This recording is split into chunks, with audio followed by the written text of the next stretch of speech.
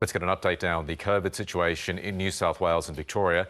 Lara Himes is in Sydney, Chris Tester's in Ballarat in regional Victoria, and Andrea Neroff is in Melbourne. Good morning all. Andrea, kicking off with you. Police want to shut down public transport into the central business district in Melbourne on Saturday to try to stop this protest happening. Tell us more about that.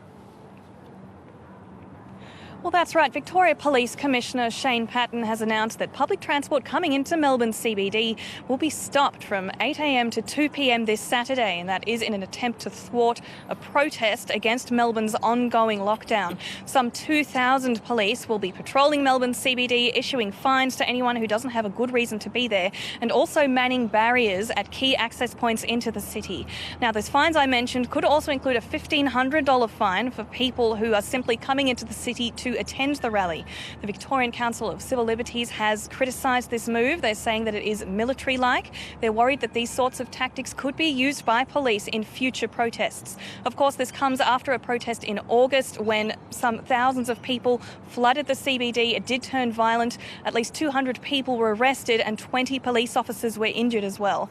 It comes after Victoria recorded 423 new cases of COVID-19 yesterday. Most of them were not linked to any known outbreaks. So authorities are just really anxious to try and stop any future outbreaks, including these super spreader events. Andrew, thank you. Let's go to regional Victoria now. Chris Tester, Ballarat is entering its 8th lockdown from today.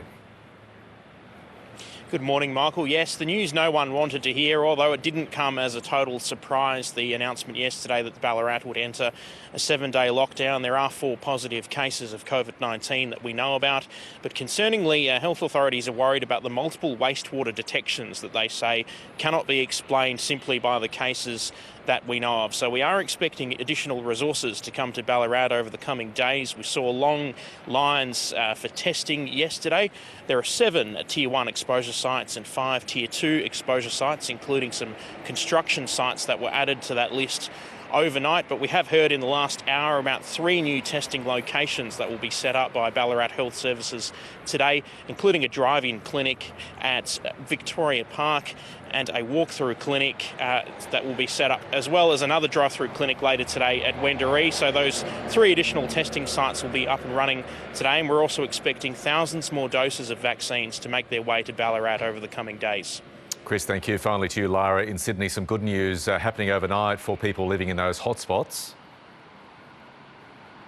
Good morning, Michael. Good news for those in those 12 local government areas of concern. The curfew that was implemented from the hours of 9 p.m. until 5 a.m. has now lifted. It means that those people will be now able to travel outside of their homes at that time while still adhering to the other rules and regulations in place. It's one step closer to making sure that all of Greater Sydney now has the same rules and regulations in terms of these lockdown restrictions. One of the reasons why it was lifted, according to the Premier, was because of the high vaccination rates in those spots.